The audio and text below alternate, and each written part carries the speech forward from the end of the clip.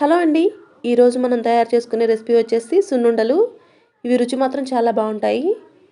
ఈ సున్నుండలు చాలా సింపుల్గా ఎలా తయారు చేసుకోవచ్చో ఈ వీడియోలో చూద్దాము. నేను ఈరోజు పంచదారతో తయారు చేసుకుంటున్నాను. దీనికి కావాల్సిన పదార్థాలు మినపగుండ్లు, పంచదార, నెయ్యి ఉంటే సరిపోతుంది. నేను మొత్తంగా 1/2 కేజీ మినపగుండ్లు తీసుకున్నాను.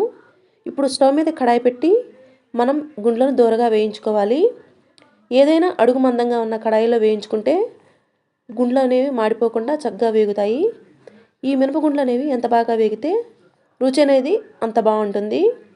చక్కగా గంట విడవకుండా 10 నుంచి 15 నిమిషాల పాటు తిప్పుతూ చిన్న మంట మీద మినపగుండ్లను దూరగా వేయించుకోవాలి. ఇలా వేయించుకొని వేరొక ప్లేట్లో తీసుకుందాం. ఇప్పుడు పూర్తిగా చల్లారిన తర్వాత వీటిని మిక్సీ పట్టుకోవాలి, లేదంటే పిండి మిల్లులోనైనా ఆడించుకోవచ్చు.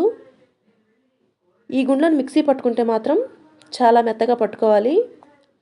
వీడియోలో చూపిస్తున్న విధంగా పిండిని మెత్తగా పట్టుకుంటే సరిపోతుంది. ఇప్పుడు నేను తీసుకున్నటువంటి 1/2 కేజీ మినపగుండ్లకు గ్లాస్తో 2 గ్లాసుల వరకు పిండి అయిందండి. 2 గ్లాసుల మినపపిండికి ఖచ్చితమైన కొలత గ్లాసుంబావు వరకు పంచదార సరిపోతుంది. ఏదైతే మనం మిక్సీ పట్టుకున్నామో అదే జార్లో పంచదార కూడా వేసుకొని చక్కగా పొడి పట్టుకోవాలి. ఇప్పుడు దీన్ని మనం ముందుగా పట్టుకున్నటువంటి మినప్పిండిలో వేసేసుకొని అంతా కూడా ఒకసారి బాగా కలుపుకోవాలి.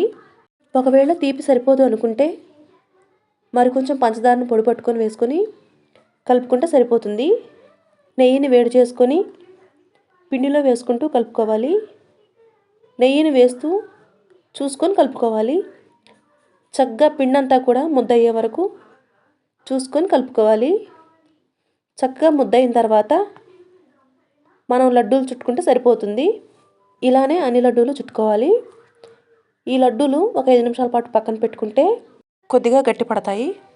అంతేనండి, ఎంతో టేస్టీగా ఉండే సున్నుండలు రెడీ అయిపోయాయి. మీకు కూడా నచ్చినట్లయితే ఒకసారి ట్రై చేయండి. నా వీడియోని సపోర్ట్ చేయండి, లైక్ చేయండి, షేర్ చేయండి, సబ్స్క్రైబ్ చేసుకోవడం మాత్రం మర్చిపోకండి. Thank you for watching.